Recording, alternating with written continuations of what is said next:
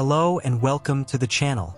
If you love deep, thought-provoking stories that intertwine philosophy with human emotions, then you're in the right place. Before we dive into today's story, take a moment to support the channel by hitting that like button, subscribing, and turning on notifications so you never miss a powerful story like this one. Now let's begin.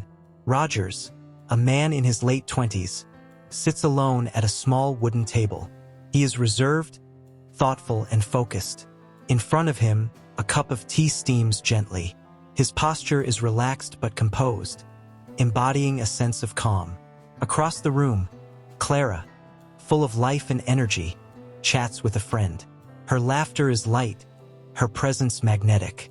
She is used to being noticed, used to admiration. But her gaze keeps drifting toward Rogers. He does not react, does not steal glances. He is simply present, existing in his own world. Clara tries to make eye contact. Rogers remains unbothered. She intentionally passes by his table, expecting acknowledgement. He continues sipping his tea. He reads a book, unaffected by the subtle ways she tries to gain his attention. Who is this man? Why doesn't he react? Why doesn't he notice me? Rogers is a student of Zen and Stoicism. He practices detachment not as a way to manipulate but as a discipline of the mind. He refuses to be swayed by fleeting emotions. Stoic discipline of perception. He sees things as they are, without projecting desires or expectations. He does not chase, does not resist, he simply is. Clara, however, is used to excitement, drama, and pursuit. The more Rogers remains still, the more she feels something powerful inside her. An unfamiliar pull. What is this strange sensation? She realizes it's not attraction in the way she has known before. It's something deeper, something unsettling. Clara finally gathers the courage to approach Rogers. She sits across from him, searching his face for any sign of emotion. Clara, why don't you ever react? Why don't you chase like the others? Rogers looks up from his tea, his expression serene. Rogers, because love is not about possession, it is about presence. He sets his cup down gently. Rogers, to chase is to seek control, but to sit in stillness is to allow things to unfold naturally.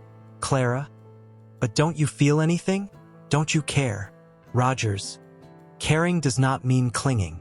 Have you ever noticed that the harder you grip sand, the faster it slips through your fingers? Clara blinks, absorbing his words. Rogers, the Stoics teach us to love fate. What is meant to be will be. To grasp is to lose. He takes another sip of tea before continuing. Rogers, and in Zen, we understand that a cup is useful because of the space inside. Sometimes, absence is the most profound presence. Clara sits back, speechless. Over time, Clara reflects on their conversation. She begins to recognize the illusion of attachment, that her yearning was not truly for Rogers, but for the idea of being desired. She realizes that the discomfort she felt was not about him ignoring her, but about her own need for external validation. Clara starts practicing mindfulness, sitting in silence. She learns to enjoy moments without expecting a reaction from others. She finds fulfillment in solitude, no longer seeking constant affirmation. A year later, the cafe remains the same, but Clara has changed. She sits alone, sipping tea, just like Rogers once did. But this time, she is at peace. No restless glances, no desire for attention. She no longer seeks, no longer fears absence. She smiles to herself. Sometimes, the deepest connection is found in silence. And that, my friends, is the power of stillness. Sometimes, the most profound lessons in life are not in the things we chase, but in the things we learn to let be. If this story resonated with you, let me know in the comments. What was your biggest takeaway? Don't forget to like, subscribe, and turn on notifications so you never miss a story that challenges the way you see life and love. And if you know someone who needs to hear this message, share it with them.